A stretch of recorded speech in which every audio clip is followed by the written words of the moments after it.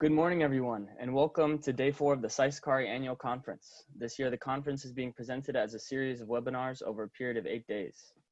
My name is Kevin ACKER, and I'm the Research Manager here at the China-Africa Research Initiative. To start off, we want to acknowledge the generous support of our funder, the Carnegie Corporation of New York, without whom our work in this conference would not be possible. Since the first conference in 2014, the annual CARI conference has become one of the premier places to bring new, cutting-edge empirical research on China-Africa relations with Washington, D.C.'s think tank and policymaking community on topics such as China's lending to Africa, China-Africa technology cooperation and technology transfer, and this year, security.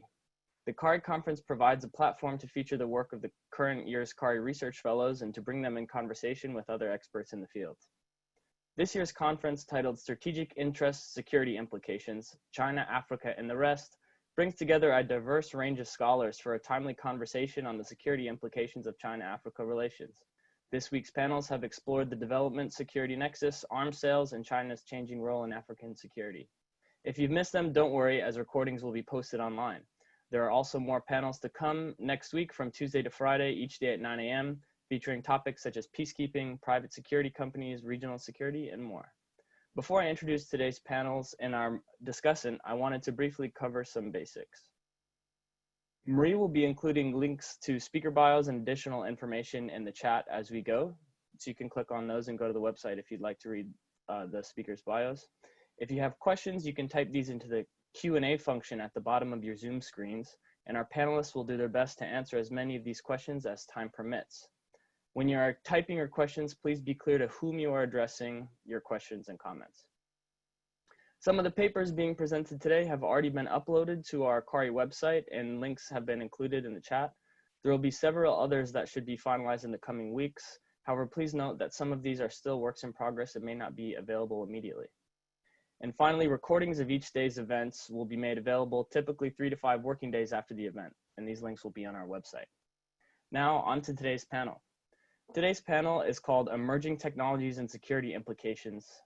And to introduce the panelists and their papers, I have the pleasure of introducing you to our discussant for the day, Mr. Judd DEVERMONT. Mr. Judd DEVERMONT is the director of the Africa program at the Center for Strategic and International Studies, CSIS. He previously served as the National Intelligence Officer for Africa and as the Central Intelligence Agency's Senior Political Analyst on Sub-Saharan Africa. He's also a lecturer at George Washington University. I first met Mr. DEVERMONT just over a year ago when I was an intern at CSIS, and I came into the China-Africa field from a China specialist background, so I've relied heavily on his work to gain a better understanding of African affairs, and I'm really excited to hear from him today, along with our other panelists on a really interesting topic. So with that, I will pass it off to you, Mr. DEVERMONT, to introduce today's panelists.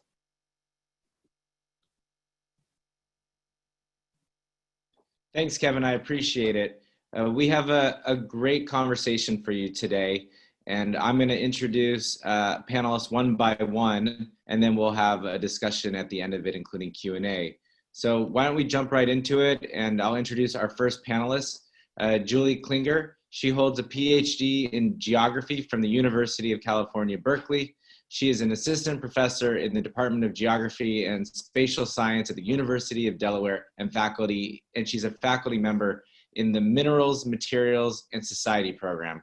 Dr. Klinger's research focuses on the dynamics of global resource frontiers and space-based technology with an emphasis on China, Brazil, and the United States. Her work examines how diverse forms of violence and strategies for survival shape land use, environmental conservation, and livelihood security. She's published numerous articles on rare earth elements, natural resource use, environmental politics, and outer space. Today, JILI is going to talk to us about development, security, and South-South satellite cooperation. JILI, why don't you start us off? All right, thank you very much for that introduction, and good morning. Go ahead and share my screen here. Okay, we'll get right into it. I'd like to begin just very quickly by expressing my appreciation to the team at SAIS CARI and for providing the research grant, which enabled me to build on my many years of research in Brazil and China by doing field work in Algeria and Nigeria. For any who are interested in Africa's developing space sector, an excellent resource is the Space in Africa program.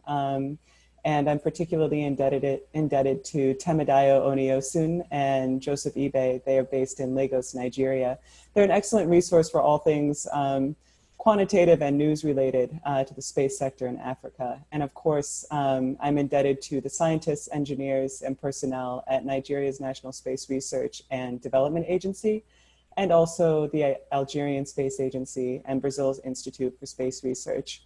And I'd like to acknowledge my colleague, Dr. Danny Bednar at the University of Western Ontario, and also of the Canadian Space Agency, who was an important partner and interlocutor throughout this research process.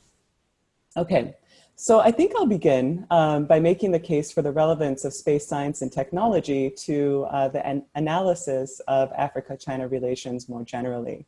So satellite technology is actually crucial to China-Africa relations and research agendas.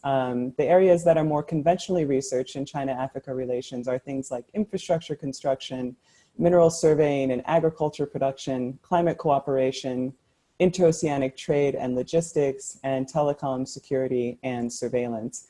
And satellite technologies, remote sensing and remote sensing analysis are all instrumental for project siting, project analysis, troubleshooting, and that sort of thing.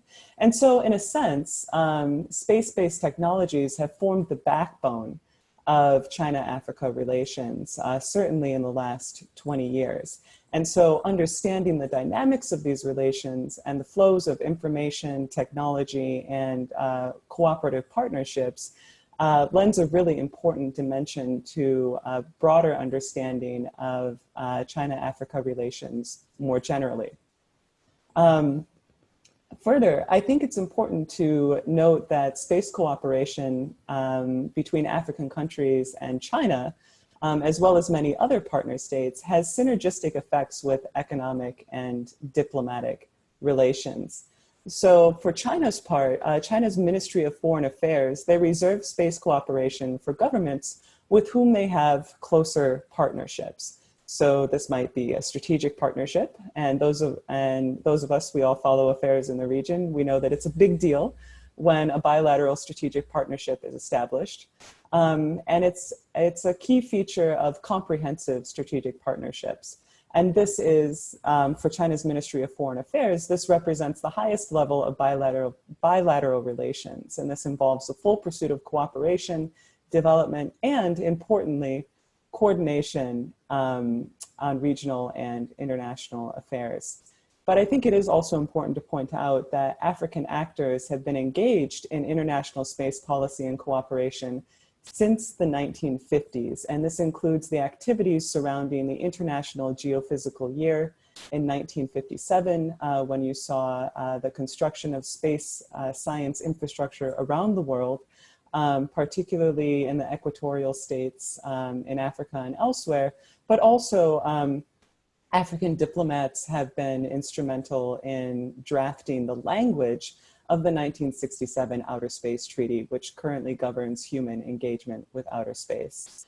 I do think it is also important to point out here that space cooperation, as far as I can tell, and was able to learn in my research and interviews, it's not a US policy priority in bilateral relations with African countries. There are one-off events. NASA, for example, has sponsored hackathons in different cities throughout the African continents, but these tend to be led by individuals with specific ties to the region, as opposed to part of a comprehensive policy portfolio. And finally, I mentioned the 1967 Outer Space Treaty. Unlike many international treaties, all major powers are party to the 1967 Outer Space Treaty, and this effectively enshrines outer space as the province for all humankind. It's open to peaceful use for all, and also domestic space capacity is considered essential to development. So in my field work in Algeria and Nigeria, counterparts that I spoke to were at pains to really emphasize this, because I think they're conscious of the perception that developing countries, there's a misperception rather, that developing countries shouldn't be spending valuable funds on developing space technologies or space programs. But this position that space-based technology, remote sensing, satellite infrastructure is essential to sustainable development, this is shared by the African Union, by the 2030 UN Sustainable Goals and the World Bank, among other international financial institutions. And I'll give here just a really brief word on China's space industry so we understand the dynamics of all sides here. So China's space industry was first established, or it had its earliest incarnation in the Ministry of Astronautics, which was established in 1988, but then dissolved in 1993 when China's National Space Administration was formed. This was an outgrowth of the Fifth Academy of the Ministry of National Defense, which was established right around the founding of the People's Republic of China in 1949. The China Aerospace Science and Industry Corporation was established in 1993 as a primary contractor for CNSA. And the China Great Wall Industry Corporation acts as a commercial firm and international platform for the China Aerospace Science and Industry Corporation, or CASC. Now, China's space industry is often spoken of as like a monolithic state-owned enterprise or what have you, but it is in fact a public-private hybrid that encompasses a number of state-owned and private commercial firms. And in this way, its character is actually quite similar to most national space industries that you find around the world. And so you'll find that CNSA, CASC, and China Great Wall Industry Corp, they subcontract with a network of smaller SOEs and private firms in order to get done what they need to get done. So for example, for satellite deals, China's Great Wall Industry Corporation will subcontract with the China Academy of Launch Vehicle Technology or the China Satellite Launch and Tracking Ground Control General. And these, of course, may further subcontract with other firms for satellite design, development, construction, transport, launch, and operation, much in the same way like how NASA might contract with Boeing, which then subcontracts with other firms to deliver the requested product. So now let's talk a little bit about Africa's space agencies. So there are 14 of continental Africa's 54 countries have space agencies. Combined, 42 satellites have been launched as of January of this year. And it's important to note that 90% of space projects in Africa are funded by African governments and African investors.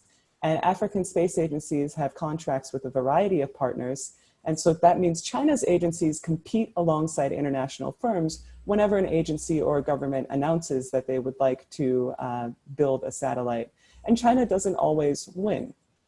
And this just gives you a sense of the completed launch contracts by the numbers. So Russia and France have the most. The US so far has completed 8 launch contracts, and that includes both NASA and SpaceX.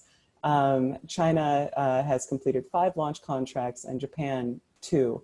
And the overriding factors here in determining who gets the contract is one, of course, who can offer the best deal in terms of cost, but often opportunities for training, capacity building, and educational exchanges are a really compelling part of a winning contract package. So even though there are only, or so far, 14 of 54 continental African countries that have space agencies, 50 of the 54 African countries have government agencies that are involved in space or space-based technology. And this may be everything from telecom to meteorology and disaster monitoring. There are 25 space research centers on the continent, 15 observatories and telescopes in 9 countries, and these are often sites for international cooperation, which provides a meeting ground for scientists from all over Africa, Europe, China, and many other places as well. There are 12 plus new space or private space startup companies, and there are dozens of space-related courses offered by institutions in at least 16 countries. And so indigenous capacity is really growing. And in my own research, I found that 20 African governments have had some sort of documented space-related engagement with China. And these take a lot of different forms here. So this is an excerpt from the publication that you can find on the SAIS CARI website. So they range from everything as simple as Angola's hosting a visit, an official delegate visit in 2019, to a much more comprehensive partnership that you see here with Egypt that's involved not just with satellite development, but also telecommunications. Some other examples here include, for example, a much more comprehensive partnership with South Africa, but you can see here that the partnership is not just with China, but also with other partners as well. And also with Tunisia, this is worth noting that the ground receiving station for China's Beidou satellite navigation system was voted to be opened near Tunis. Okay, and then finally, I think this is also worth noting here too. We have a private contractor in China that built a satellite for Sudan and was launched on China's Long March rockets. Okay, so finally, to wrap up, I will conclude with some examples of China and African countries in multilateral international space cooperation. So the Asia-Pacific Space Cooperation Organization is really focused on Asia-Pacific, but you have Algeria, Tunisia, and South Africa who have sent representatives to the meetings. Then you also have the BRICS Remote Sensing Satellite Constellation Agreement, which is intended to provide navigation, communications, remote sensing, and disaster management for BRICS states independent of the infrastructure of non-BRICS states. And in that, South Africa is the most active partner. You have the China-Brazil Earth Resources Satellite for Africa program, which provides data, ground station construction, and capacity building in different parts of Africa, mainly to help with resource use and deforestation monitoring. And then, of course, you have the China Arab States Beidou Global Satellite Navigation System, which is part of the third generation of the Beidou satellite construction for BRIC and Road member states. So the takeaways here: outer space is open to all. It's open for peaceful use, and so friendly competition is certainly welcome. Space science and technology cooperation is an important venue for forging and maintaining good diplomatic relations.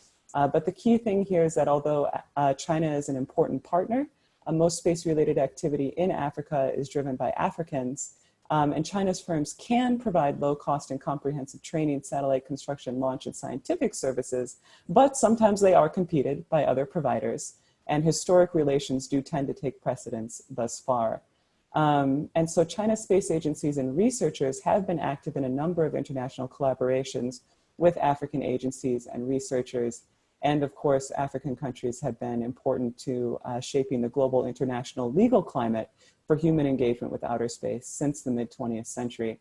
There are details, case studies, and in-depth in Nigeria and Algeria in the working paper, and I welcome you to take a look at those. And I thank you so much for your time and attention.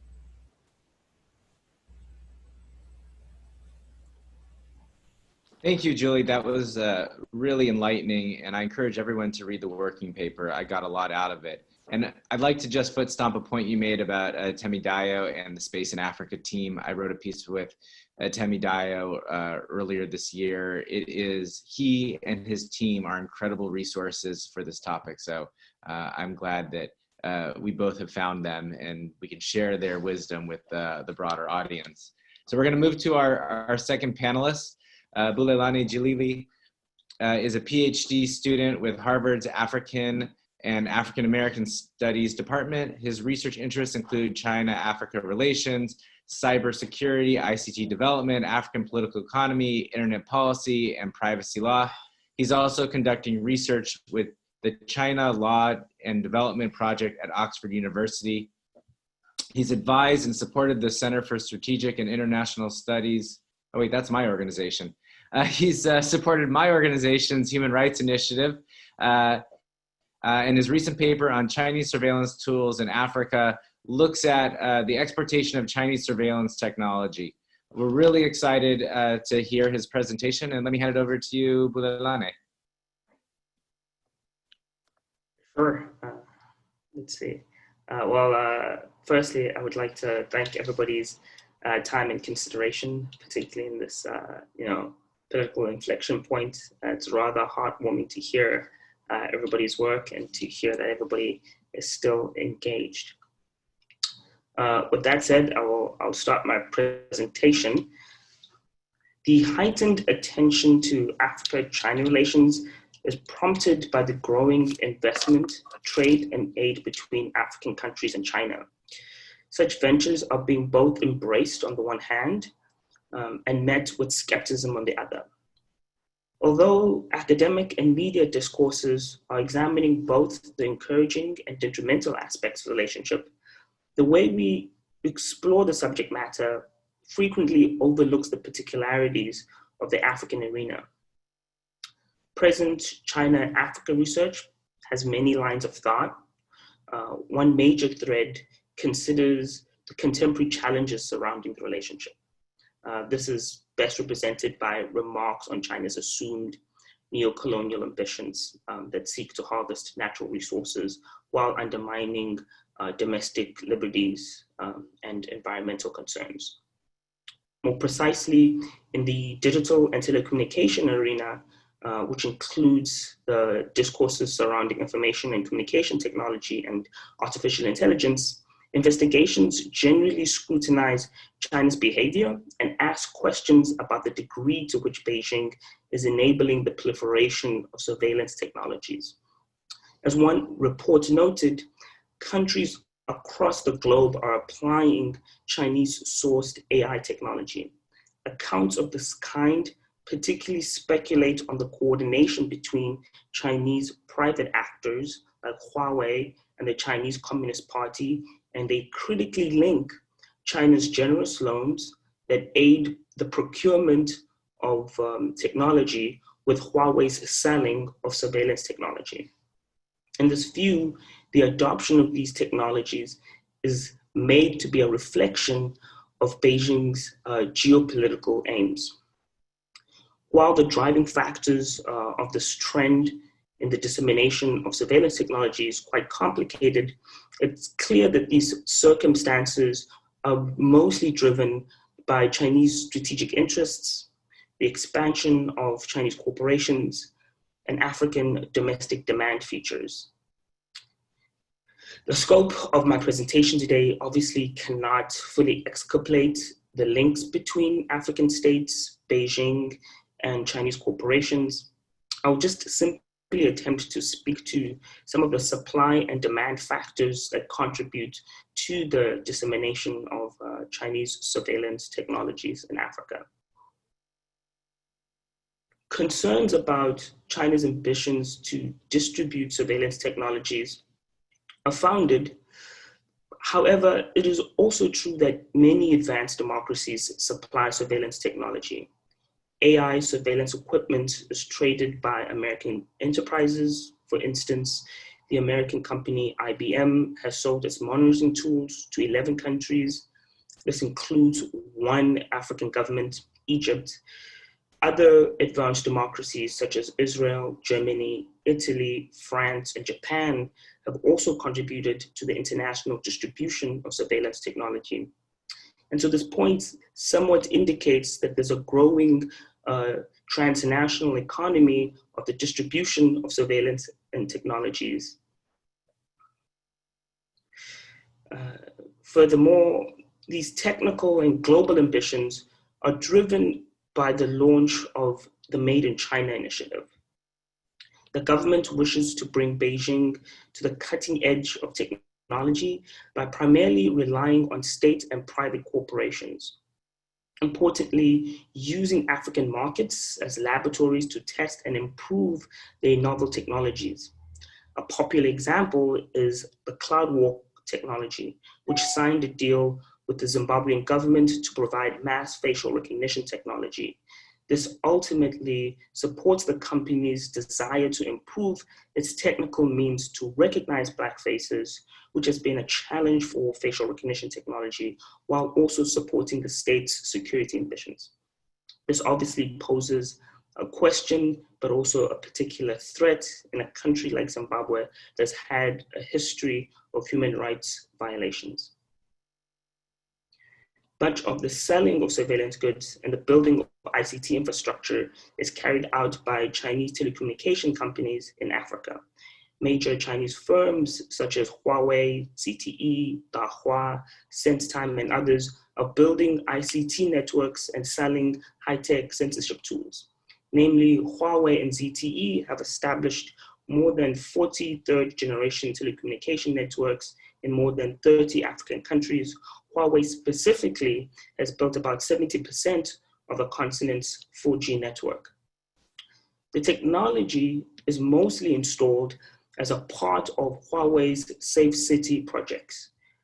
Currently, about 13 African countries have purchased and are using China's AI surveillance products. This includes South Africa, Botswana, Zimbabwe, Zambia, Burundi, Kenya, and Nigeria, and so forth. This shows that these technical devices are spread across the political continent and geography of Africa, while also showing China's real long-standing relationship with these countries. Huawei's 2018 annual report maintained that its Safe City project now serves over 100 countries globally, including all of these African countries named above. As such, nation states like Ethiopia and Uganda now have greater means to target and surveil citizens. In 2019 specifically, Uganda purchased about $126 million worth of Huawei's digital surveillance technology. African governments like Uganda hope that these technical technologies enable the effective policing. Yet political opponents to the Ugandan government maintain that the state uses it to spy on the political events, and additionally, activists have raised concerns over privacy. Such surveillance projects, in some instances, are patchworks, which illustrate how various Western and Chinese source technology are implemented in Africa. For example, Ethiopia's hybridized surveillance system demonstrates the state's aptitude to patch diversely sourced technology together. More exactly, the government has purchased monitoring tools through various commercially available channels, namely the UK and German-based Gamma International Fisher Company, Cyberbit, an Israeli-based cybersecurity enterprise, and the Italian-based Hacking Team's remote control system. These devices boost Ethiopia's governance and surveillance capacities and effectively enable access to files on targeted laptops. They also log keystrokes and passwords as a means to turn on webcams and microphones for stealth purposes. Critically, these tools all run on Chinese-funded ICT systems. These technologies are being deployed at the request of African hosts, which I hope is now quite clear. The quest for instruments to curb crime and other social issues is what's being placed on many of the African agendas. Huawei commonly cites this factor to explain how the technologies end up on the African continent. For instance, the Rustenburg Smart City project in South Africa aims to address state inefficiencies and crime by purchasing some of these devices. Umpo Kuno, the Rustenburg mayor, said the Smart City project aims to develop the economy, the Rustenburg experience, and is also here to improve public safety and transportation, end quote. This proposition then indicates that Chinese surveillance technology is responding to African demand factors driven by governance concerns.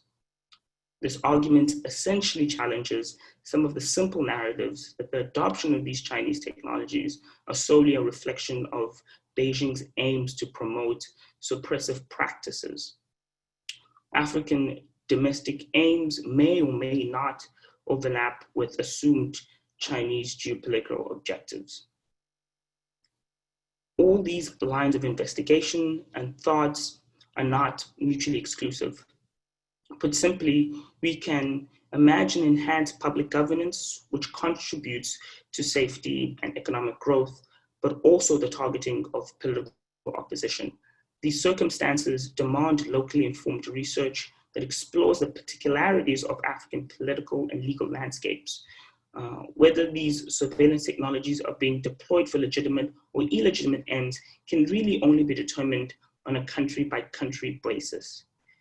Broadly, what it demonstrates is that these powerful devices, regardless of the country, present challenges to democratic norms of practices. The introduction of these technologies without institutions of checks and balances renders people more vulnerable. And so to conclude, while Chinese investments in technology offer a sense of promise for state goals and capacity building, they also are accompanied by many uncertainties. They may or may not harm citizens, but unaccompanied by surveillance, but unaccompanied by checks and balances, surveillance technologies and engagements can amplify domestic-led practices of discrimination.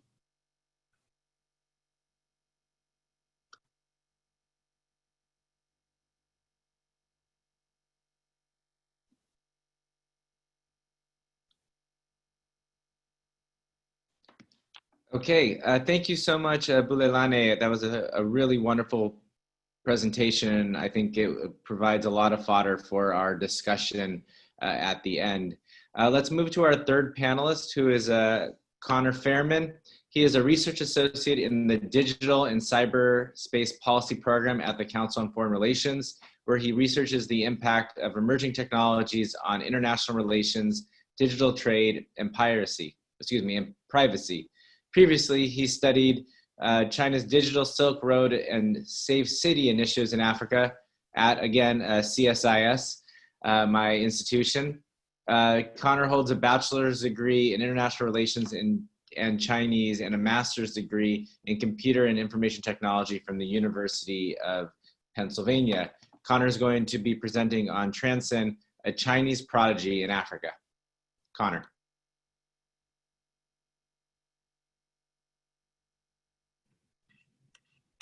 Great, thanks so much, Judd. As you said, I'll be talking about Transsion today, but first, like the participants earlier, I'd like to thank everyone for coming out and listening to our research. So Transsion, relatively unknown outside of Africa, is the largest phone maker in Africa and the fourth largest in the world. Of the top 4 handset makers in the world, is the only one to exclusively focus on low-income markets. Originally, it was founded by Zhu Jiajiang, or George Zhu, in 2006, and he's been described as its reclusive founder. Before founding Transsion, he worked for a number of multinational companies, predominantly in a sales role. So why study a Chinese phone maker in Africa that most people outside of Africa have probably never heard of? Well, I was initially attracted to research Transsion because it stood out as a successful Chinese tech company in Africa that seemed to have done a lot of things right and avoided the controversy that other companies like Huawei and ZTE had courted on the continent. Initially, when this research started roughly 1 year ago, I planned to assess how they accomplished this and what the company's success and presence in Africa meant for China's soft power on the continent. I also intended to consider how it could become relevant in the context of US-China tech competition, which at the time, roughly a year ago, was confined mostly to Huawei and concerns of espionage through Chinese tech products, specifically Safe City initiatives. However, over the past year, new events have unfolded that have shifted the focus of my research slightly, and I will touch upon those later on in my talk. First, I'll provide an overview of how Transsion achieved dominance of smart and feature phone markets all across Africa. Next, I'll briefly discuss the initial conclusions that I drew from Transion's successes in Africa and briefly talk about their ties or lack thereof to the Chinese government. And after that, I'll talk about how economic factors, COVID, and revelations of malware pre-installed on Transsion smartphones came into play this summer, and what implications that could have for the future. Finally, I'll conclude with some policy implications for Transsion and the recent events that occurred this summer. Next slide, please. Thank you. So here I will talk about how Transsion was able to kind of gain such a strong control over the African phone market. Transsion controls 64% of the feature phone market and 48% of the smartphone market in Africa. They have several brands that fall under their umbrella, as you'll see on the right, but generally they're known for affordability, quality, and design tailored towards the needs of African customers. Nigeria, the largest economy in Africa, is the largest mobile phone market in the continent with 162 million subscribers and roughly a 90% mobile phone penetration rate. In this market, Transsion phones dominate with roughly 60% share. Specifically, the brands that fall under Tecno's umbrella, Tecno and Itel, have almost 80% of the feature phone market. So what are the kind of product differentiators that allow them to do this? Is there any kind of hidden reason behind Transsion's success in Africa? Well, their phones are cheaper than competitors like Samsung, which controls 19% of the African market. And they have multiple SIM slots, which is highly desired in several places in Africa because of the several mobile phone service providers that are in fierce competition with each other. This stands in stark contrast to the United States, where we have maybe 2 or 3 providers to choose from, like AT&T and Verizon.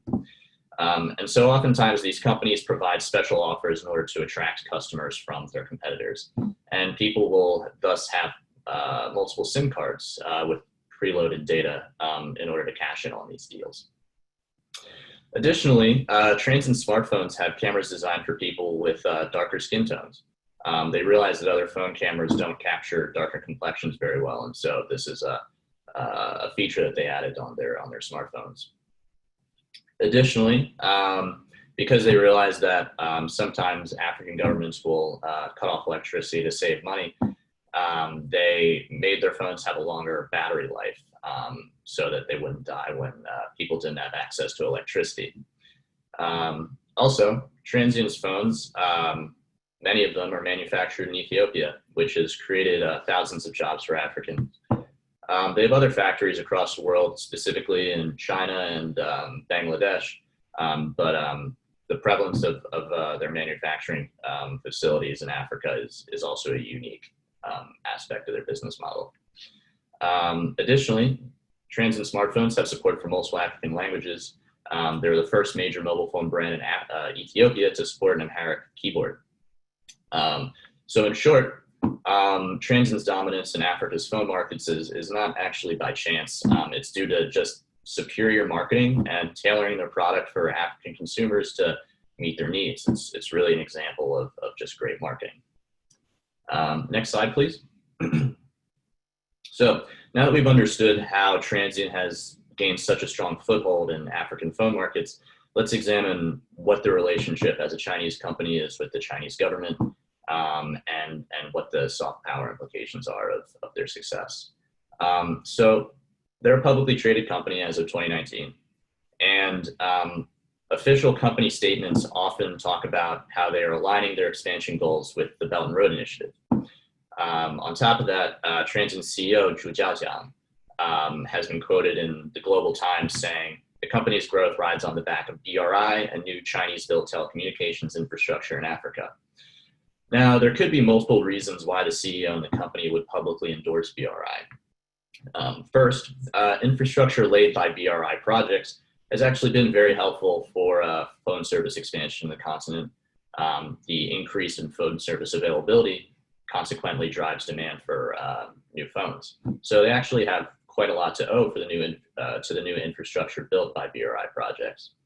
Additionally, some of Transsion's major competitors in Africa are other Chinese phone companies like Xiaomi and Huawei. So it makes sense for them to want to maintain favor and support of Beijing, especially as their competitors, specifically Huawei, have well-documented financing support from Beijing. So it doesn't necessarily mean that they actually have ties to the Chinese government or cooperating with the Chinese government in any way. Their decisions to support and endorse BRI could actually be more of a corporate strategic decision. Transsion itself has received millions in Chinese government financing However, it has successfully avoided public accusations of being in the pocket of the Chinese government, unlike other Chinese firms like Huawei and more recently TikTok. So before getting into how things kind of changed this summer, I thought it was clear that Transsion's success in Africa was a great soft power booster for China, given its kind of organic success and globalization strategy. First, it counters China and Africa narratives of China being predatory, BRI being entirely dominated by large-scale infrastructure companies, and Chinese companies not understanding or caring about local communities. It also counters the narrative that Chinese companies only produce low-quality knockoffs. Next slide, please. Thank you. So let's get into what happened this summer and after the COVID outbreak. So Transsion sales actually weren't terribly affected by COVID in the first 2 quarters of 2020. In fact, they outperformed all competitors in Africa, even after the pandemic disrupted the world economy and supply chains all over the world. However, following the COVID outbreak in China, there was simultaneously a growth in anti-China backlash across the continent, but particularly in Nigeria, its biggest market. This began roughly in July 2020 after a sovereignty controversy in a BRI contract, where basically a clause of the contract was interpreted to mean that if Nigeria was unable to repay a loan to China, they would cede their sovereignty to China. Ultimately, it turned out that this was not the correct interpretation, but it nonetheless spawned a lot of heated op-eds and very public criticism of Chinese activities in Nigeria and Africa. Additionally, that kind of rode on the wave of public outcry after Africans were mistreated in China during the initial COVID-19 outbreak, particularly in Guangzhou. Videos of Africans being evicted from apartments and hotels and being denied access to establishments spread all over the internet, and were the impetus for a pushback and outcry against China at the time. Additionally, it's important to contextualize the kind of pushback against China this summer with an overall economic downturn in Africa, especially with countries that depend heavily on oil exports like Nigeria. In fact, in August, Nigeria's economy contracted by 6.1%, and part of that is attributed to less oil output and exports. But finally, the kind of cherry on top of a tough summer for Chinese companies and for China and Africa is in August 2020 when 200,000 Techno W2 smartphones were found to be preloaded with malware, specifically the Triada malware. It turned out that this had been a long-running issue with cheaper Chinese phones marketed to African consumers. So the Triada malware, which is the malware that was involved, has been around since 2016, and it secretly saps users' pre-purchased data, signing them up for subscription services, generating fake clicks, and downloading suspicious apps, all without the user's consent and knowledge. It's able to do this because it gains root access to users' phones. Consequently, the presence of this malware and how it saps people's pre-purchased data could actually make buying a Transsion phone more expensive over time because of how quickly it saps people's data. They'll have to replenish it more often than with other phones. Transsion has remained tight-lipped about the issue, but it claims that a company involved in their phone supply chain is at fault for letting this malware get installed on these phones. However, there's been a lot of speculation about the incident, which was widely publicized. Some people think that Transsion's behind the malware. The idea is that its products are so cheap that they undercut competitors, but it's actually impossible for them to turn a profit, so they turn to this malware scheme. However, given that Transsion benefits from Chinese government financing and the fact that Beijing actually finances other tech companies, this seems unlikely. If they're in financial trouble, Beijing would probably help them out. Additionally, the idea that one of Transion's suppliers could be behind it, as the company said, actually is pretty likely. Transsion's not a vertically integrated company, meaning that they outsource various aspects of the manufacturing process to other companies to save money. This is actually quite a common process. Finally, there's a possibility that cyber criminals conducted just a successful supply chain attack and that Transsion's actually the victim here, along with their business partners. The triada malware is believed to be from China, and Chinese hackers oftentimes are granted impunity as long as they serve as proxies when called upon by Beijing to serve political aims.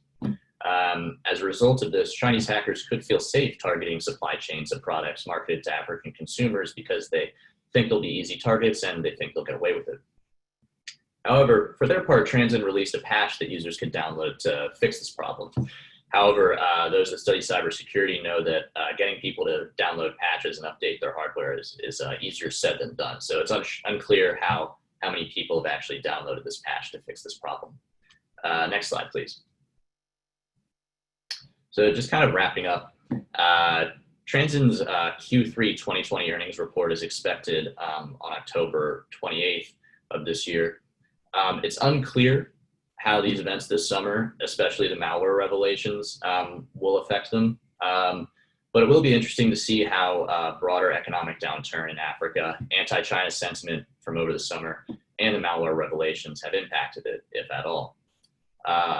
For further research, I think it would be worthwhile to explore other instances of more affordable Chinese phones being found having malware pre-installed on them in Africa and elsewhere. There's actually an instance of cheaper Chinese phones made available to low-income Americans also having the same malware on it. So I think that would be another place to explore. Now, just to finally touch on some policy implications, as the United States expands its efforts to convince other countries to shun Chinese technology under the Clean Network Initiative, Chinese phones could become a new line of effort under the Clean Network Initiative. The detection of malware on over 200,000 Transsion phones could be the impetus for this. If the United States decides to pay more attention to Chinese companies operating in Africa beyond the big ticket BRI projects and safe city surveillance systems, Transsion could become an easy target due to its prominence. Regardless of Q3 earnings that are eagerly expected, the US has no alternative to offer African consumers. At the moment, it can only ask African governments to ban Transsion phones, which it could be tempted to do under the Clean Network Initiative. The mass malware incident highlights how, yet again, mobile phones are very vulnerable to exploitation, especially Android phones, which were the phones in this case. China has the institutional tools to coerce companies to undertake espionage on Beijing's behalf, specifically through the widely publicized 2017 National Intelligence Law, but there isn't any sign that they've actually asked Transsion to do this. If the United States' goal is to undermine potential avenues for Chinese espionage and surveillance in Africa, providing viable alternatives to Transion's products that meet the needs of African consumers would be the ideal approach. However, there isn't any sign this is going to happen anytime soon. Demand for affordable mobile phones in Africa will not go down, even if the economic outlook doesn't improve, and Africans will continue to seek out affordable options that meet their needs. As long as Transsion is able to do this, in all likelihood, Africans will continue to buy its products. Thank you very much. That's all.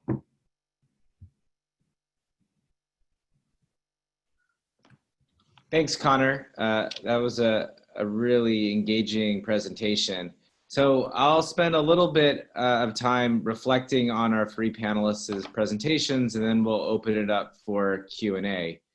I was delighted to be asked to moderate and to serve as a discussant for this panel because the role of technology couldn't be a hotter topic right now in policy circles, especially those of us who engage with US policymakers, right? It taps into a number of big debates around African agency and development needs, around US economic competitiveness, around China's authoritarian model, and the zero-sum framing of great power competition.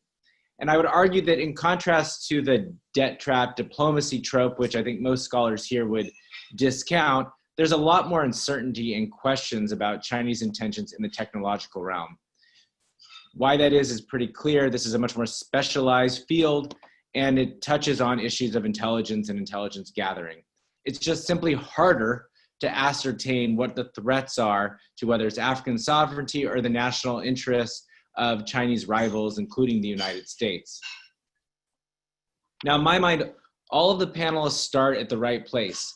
African agency and development needs. There is an unmet need for cell phones, for greater internet connectivity, for even space programs. And I completely agree with Julie about the the benefits that a space program offers many African countries, despite those who would think of it as a vanity project or corruption, opportunity for corruption.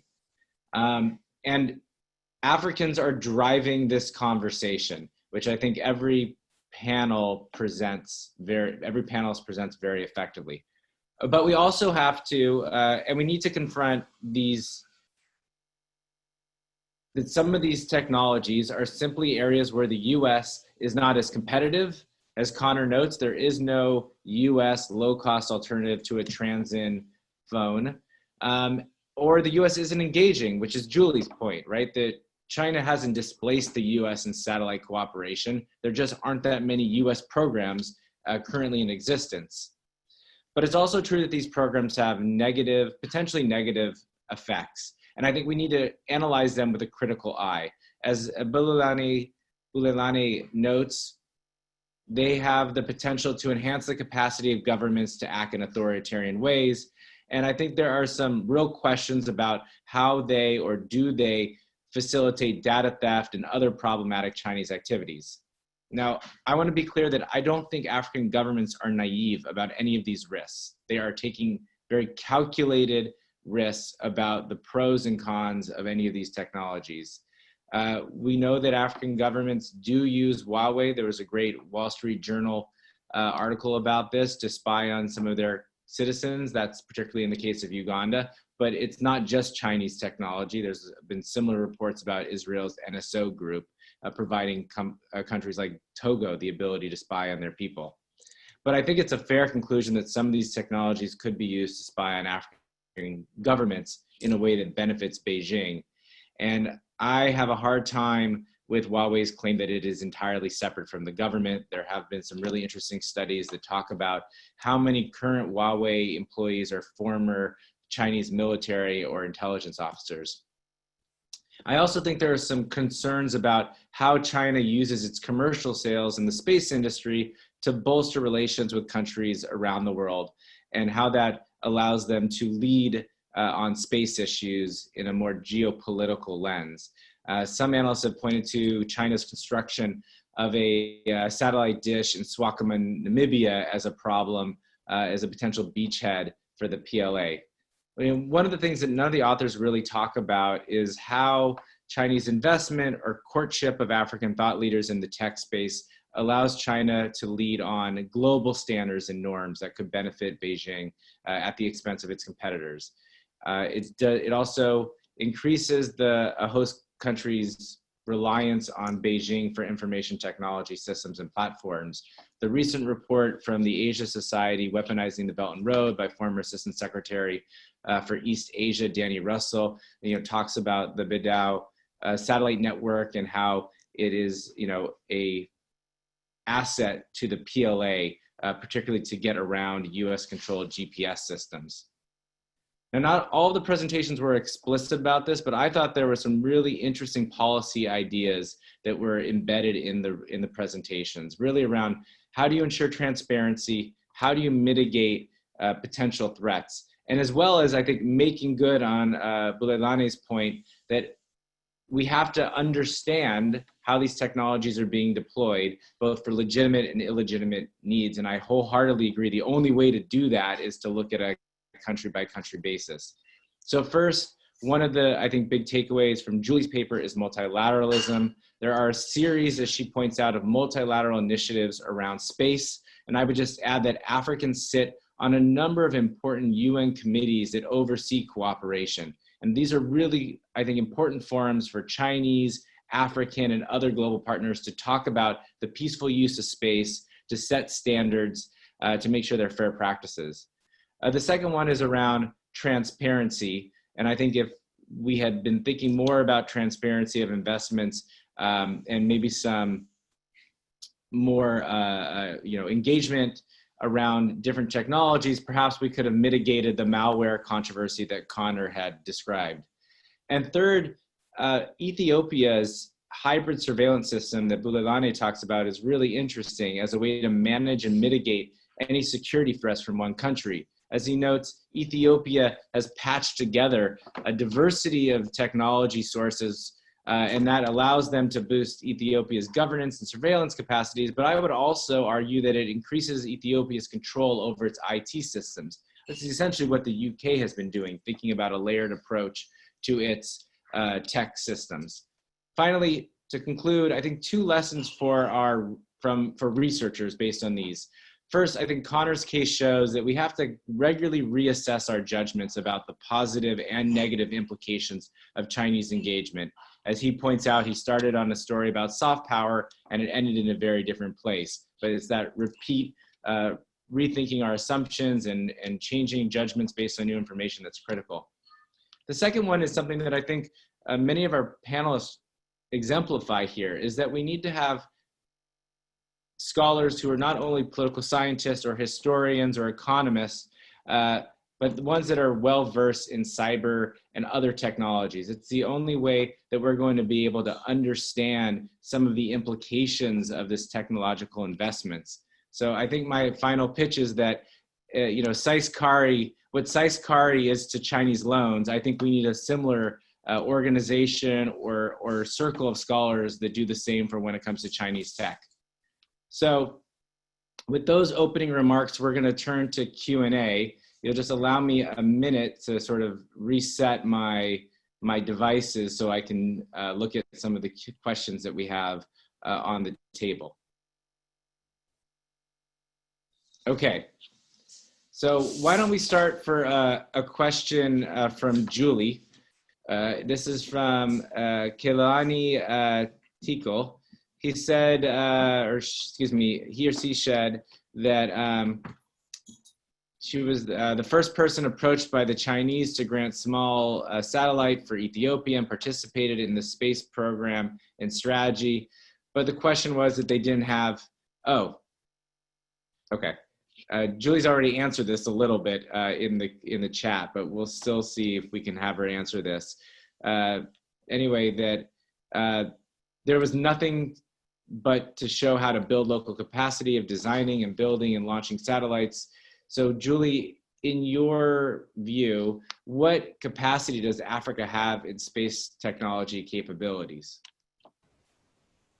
Thanks. This is a really important question because it gets at, I think, the core issue of South-South satellite cooperation. So it's one thing if an African government signs a loan agreement with a bank or an overseas financing partner in order for a non-African firm to develop, build, and deliver a complete satellite package, right? So in that scenario, you have very little domestic capacity being developed within Africa. And you have the creation of a new debt or loan relationship. Another, I think, more positive example, I think, is exemplified by the approach that Nigeria's space agency has taken, where in their requests for bids to build satellites, they do also ensure that there is an extended collaborative capacity building component. And Nigeria's space agency achieved this in its deals with the UK and also with China. And what this basically consists of is, there is a loan or a financing relationship in order to provide upfront funds to Nigeria in order to pay for the satellite and also to send Nigerian scientists and engineers overseas for extended training. But I think really the most ideal example of capacity building is a case where Nigerian scientists and engineers spent several months, both in the UK and in China. These were separate satellite deals, and they were involved in the design, development, testing, and prototyping, and then ultimately developed, received training in capacity for monitoring and operations. And so I think the takeaway here, and I think this applies to China-Africa relations more generally, it's really how the process is organized that really determines whether an engagement simply creates a new debt dependency or if it actually contributes to developing indigenous African capacity. I do also want to note that not every African space agency is quite at that level where their primary focus is developing indigenous capacities. So, for example, there are the space agencies or industries, I should say, in South Africa and Saudi Arabia have, in some cases, they have the capacity that's sufficient that they act as subcontractors and sell components, for example, camera lenses or things like that, that fly aboard satellites or even lunar rovers that have been launched by China. So there's a lot of variation within Africa's space agency, but I think the most important thing is that there's a broader conversation beyond the space agency that takes into consideration the different development needs of different sectors of that particular country, whether it's agriculture or disaster monitoring or logistics or communications, so that there's a strategic approach, so that there's multiple parties involved in determining what that satellite is for. And then that allows for a much clearer conversation of, okay, what kind of capacity then is needed? And then that enables the formation of a much more strategic negotiating position. How is this government or this coalition of actors going to then get the capacity that they need in order to assume indigenous control over these satellite technologies?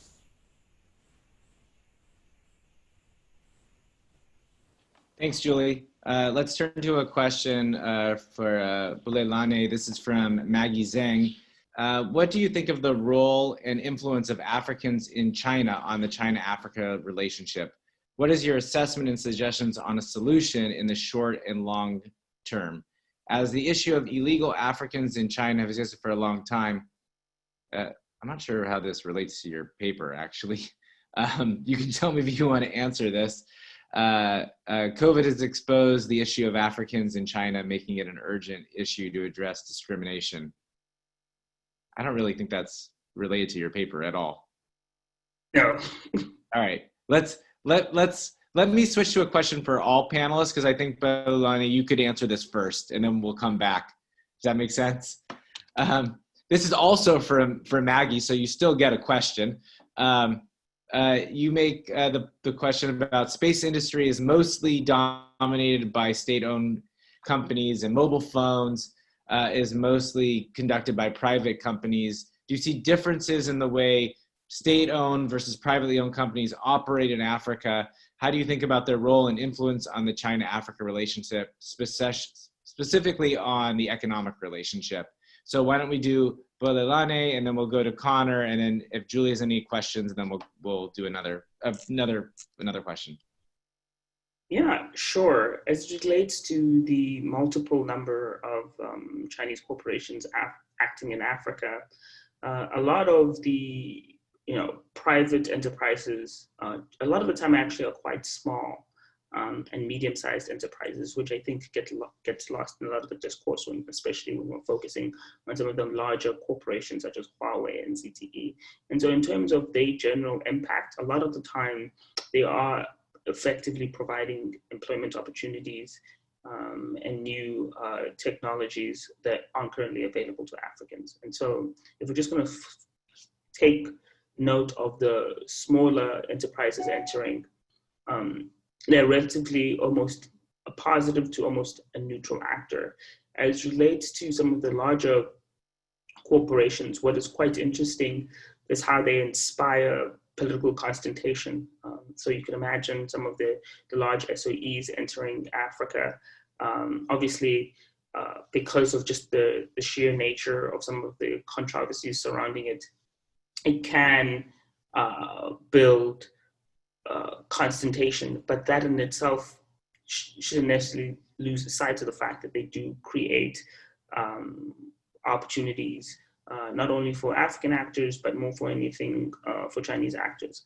I think what was particularly important that some people have noted here is that we just need greater precision, particularly as it relates to our understanding of these actors, especially when they are, in fact, providing telephones and cell phones that are meeting immediate domestic demand and need. Connor, do you want to add anything? Yeah, I think that covers a lot of things, but between the private companies that are present in at least in the cell phone market in Africa, it's important to distinguish that Transsion started in Africa and kind of built itself from the ground up there and has employed Africans at the outset, whereas some of the criticisms of Huawei and Xiaomi have been that they don't necessarily provide as much employment opportunities. So yeah, there is that distinction even between smaller companies. Julie? Yeah, I'm happy to add a little bit here. So generally, smaller private firms don't directly interface with partners in African governments. So there's the deal, right, which is between the big fish, and then the firms then set up their own subcontracting relationships with other private firms. And this is, and I have to emphasize that this is not unique to China. So for example, a parallel in the US, when NASA contracts with Boeing to build something and then Boeing subcontracts it to other firms, that doesn't all go through NASA each time, right? It's a matter of, it's of course in the contract, but it's not a matter of direct interface most often. But then in the case of Sudan Satellite, that is a really interesting case where you have a smaller firm that was awarded the contract. It didn't go through China Great Wall. And that's a situation where the embassies and the economic personnel at the embassies play an important facilitating role in introducing a firm to counterparts in government. And so the economic secretaries in China's embassies play this facilitative role, much in the same way that economic secretaries in US embassies will play an important facilitating role, making sure that connections are made between businesses and governments. Thanks, Julie. Let's turn to a question from Fitsum Mahari. This is for Connor. As Connor's noted, Transsion phones are assembled in Africa. And he wants to know, first, are there any efforts or policies from African policymakers to ensure or minimize the security vulnerabilities from the use of these phones? And then are there efforts by other countries, namely the US, but others are welcome too, to increase the capacity of African countries to do this, to look at security vulnerabilities? Yeah, it's a great question. Oftentimes, countries will have their own cybersecurity industries and cybersecurity agencies in their governments. But I don't know of any examples of a government agency, for example, assessing the cybersecurity of Transsion phones or doing anything like an audit of Transsion's phones to detect any kind of vulnerabilities. Actually, I think that raises one area where the United States could actually be very beneficial. Instead of trying to advocate for people to completely stop using Transsion phones or trying to develop a competitor from the ground up, it could simply offer its services, particularly from either DHS, CISA, or from another agency that could at least audit Transsion products on behalf of an African government if they so desired, and provide vulnerability assessments of these kinds of products. So yeah, I think that's a really great opportunity where the US could contribute, but at the moment, I don't think it is yet. Great, Connor. Yeah, and I actually agree with you. It should be a service that the US is offering, or Africa's bilateral partners should be investing within the World Bank or IMF or AFDB, so that there can be more assessments and mitigation measures against anyone's technological investments. We have a number of questions, and what I think I'm gonna do, I'm gonna read off them, and then we're just gonna go Bulelani, Julie, and then Connor, and pick and choose which answers you wanna. Don't answer all of them, please, but the ones that speak to you, if you just give a little bit of your reaction. So the first one is from Marielle Harris, and she asks, what are the potential security threats from these technologies? What can the threats from these technologies teach the U.S. government about working with African multilateral institutions? How should the U.S. work and with whom? And then June Park asks, all these papers really are talking about governance, will, and capacity. And each speaker, it'd be useful to hear from, how are countries exercising their agency? Are they doing it effectively, in any details? And then finally, Ntetse Were wants to talk about, or wants to hear from you about how the private sector is interfacing with Chinese players on these issues, particularly how Africa is engaging in this space beyond just as government and consumers. So Bulelani, why don't you go first, and then and if one or two of those questions appeal to you. Yeah, sure. I guess I will initiate with, in terms of like what African actors can do in order to preserve and advance some kind of privacy and security. I definitely do think what needs to be done more is kind of really tapping into kind of like the local arena and looking into local digital advocacy groups and looking at their own personal work and trying to really find kind of collaborative partners in order to scale up not only their local operations, but more than anything, they kind of like localize knowledge in terms of how they've been dealing with some of these threats. And so, from the US side, that would be greatly appreciated if they were able to kind of like work with more local digital advocacy groups. As it relates to,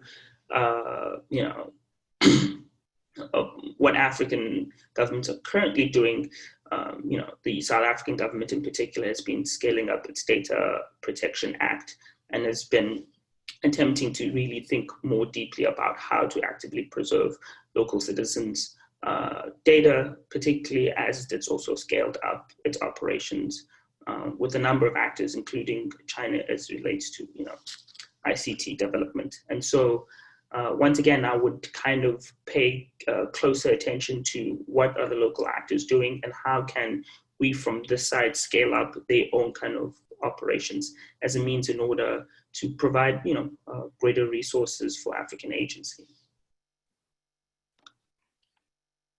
Connor, you want to grab the next question, or you want to take a shot at the questions? Yeah, what was the next question again?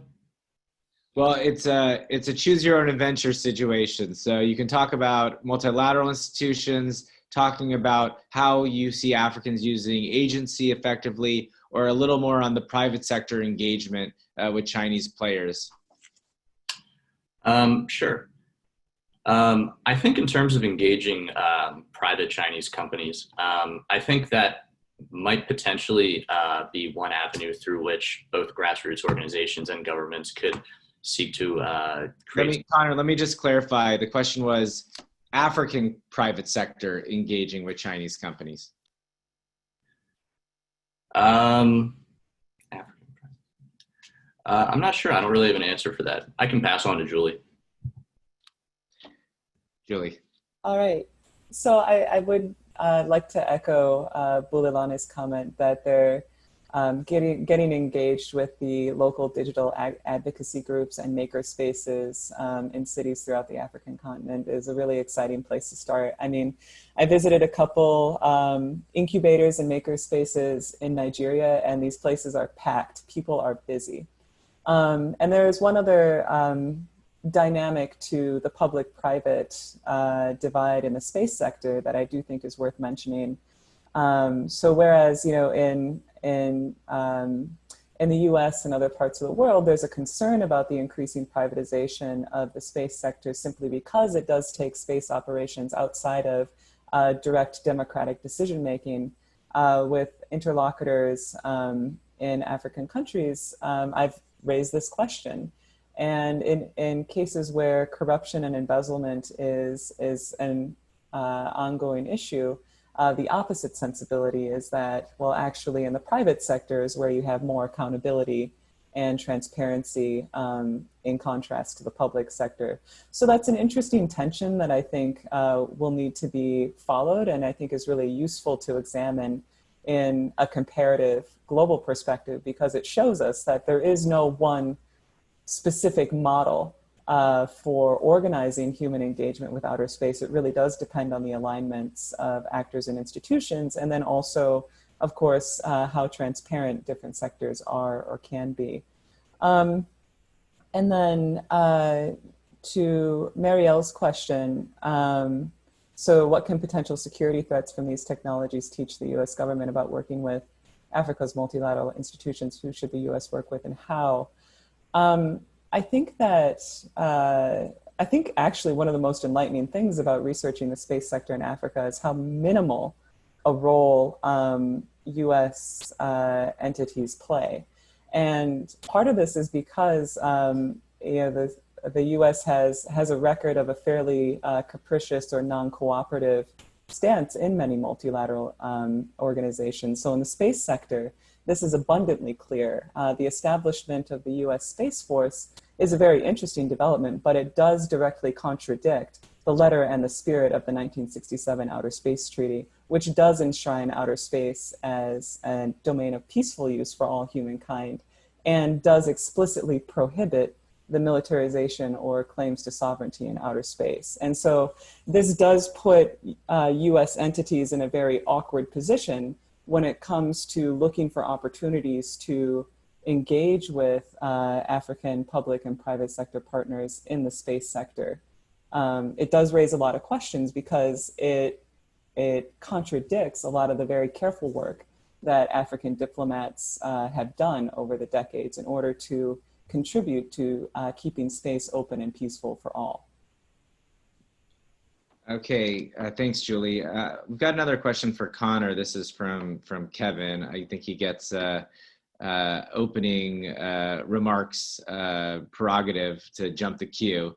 But he asked about the scandals that you mentioned recently around sovereignty clauses or the mistreatment of Africans in Guangzhou.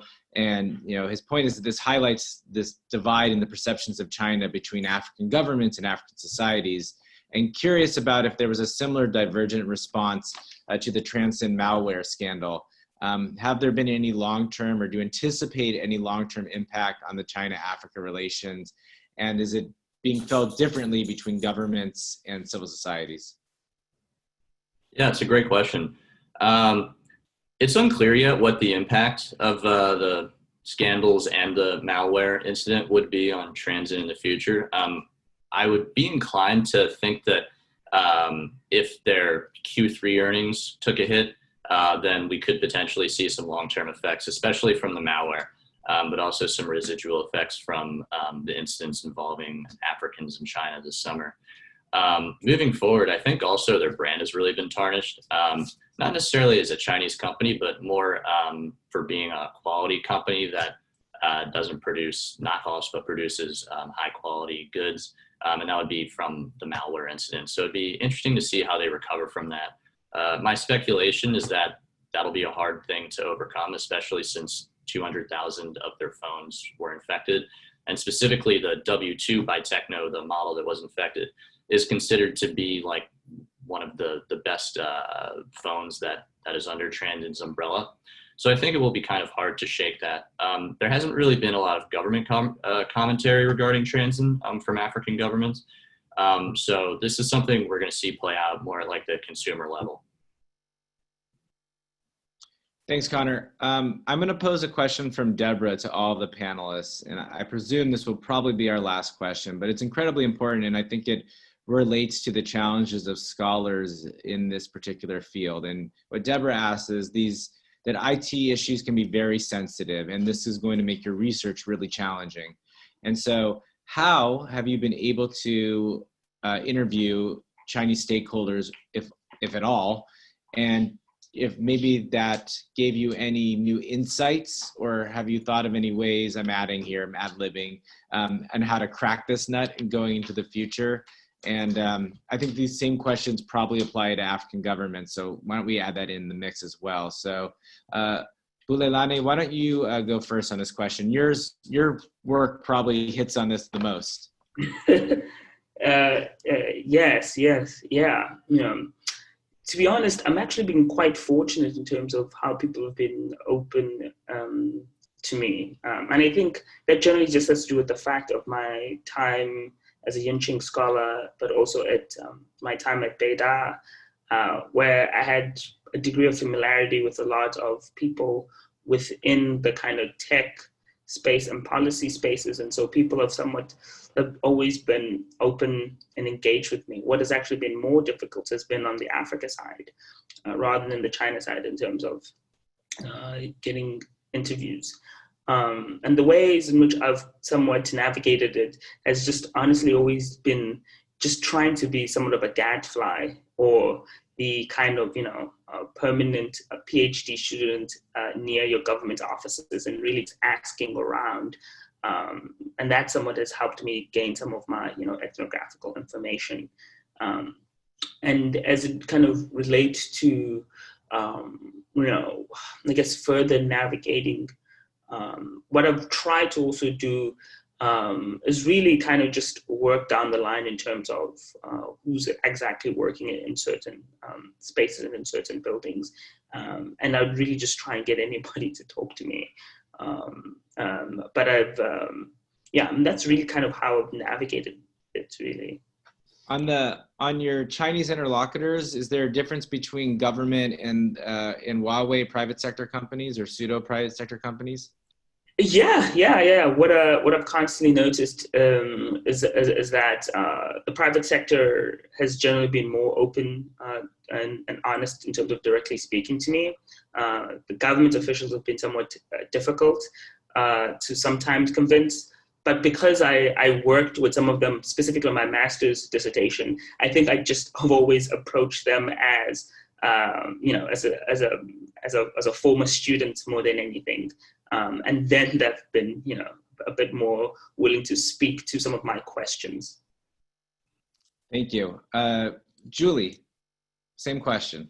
So I would echo Bulelani's comments here again. It's ethnographic fieldwork, long-term engagement, and a sincere and demonstrated interest in really understanding how development in specific sectors works is a really important approach. But as someone who's been doing extensive qualitative research in China since 2004, I will say that it has become much more challenging in recent years.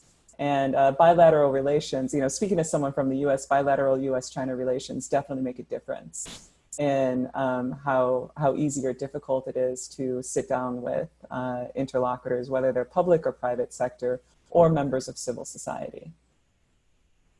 Thanks, Julie. Connor?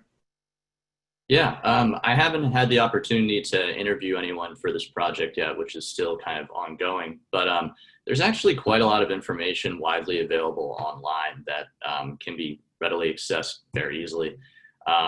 Transsion, for example, is a publicly traded company, so they're required to release a lot of data about their activities. And there are a lot of market research firms that publish things about like market share and penetration. So I was really blessed with this project just to be able to have access to so many things online. A lot of times, at least with these, like the phone companies that probably are a little bit less controversial than the companies that provide safe city and surveillance products, is that they're a little bit more open about promoting what they do. So I'm hearing that a network is incredibly important, a network of trust, but also a fluency in technology, that whatever subsector of technology is really important. And then, you may have a better chance with companies than you are going to be with governments, which probably is a truism, whether we're talking about debt or tech. With, 5 minutes left, I thought maybe let's put on the table sort of the key question going forward in your research that you think that you'd like to tackle, or you think scholars should help and jump on board to try to unravel these issues. So let's go backwards. Connor. Sure. Given that these new controversies have emerged around Transsion in August, I'd like to look at more instances of malware being pre-installed on Chinese phones marketed to Africans. take a look at those cyber incidents, see what kind of research is available on that, and see if I can add to that. I'd also like to look at if these incidents kind of show similar signs, if the same malware was used in these instances, and just kind of what generalizations we can draw from that. Julie? I think the use of space-based and space-linked technologies in more established domains of research in China-Africa relations is really worth looking into. Because these are, on one hand, they're kind of like the skeletal system that enables a lot of these relations to happen, but they aren't a given, and their nature is not predetermined. It's actively being forged in the context of these bilateral and multilateral deals.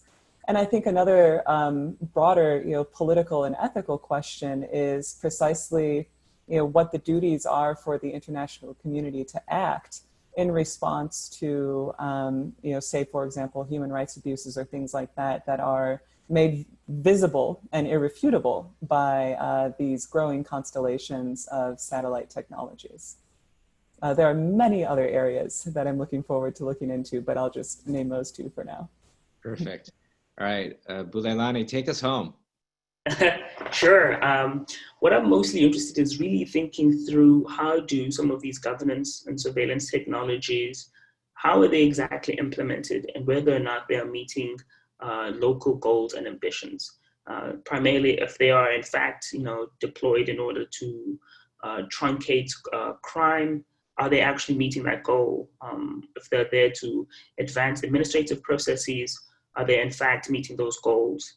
And if not, if they're deviating, then I just have to raise further questions as to why exactly they're not meeting local goals and ambitions. And from that kind of deviation, I'm then able to think more deeply and more critically as to whether or not they are in fact, about legitimate and illegitimate ends. Great. And we finished with 2 minutes to spare. So let me first thank all of our panelists for excellent presentations and very thoughtful answer to some very hard questions. And of course, to thank SAIS CARI for inviting all of us to come to the conference and to share insights. And I wish everyone a great rest of the conference. Thank you so much.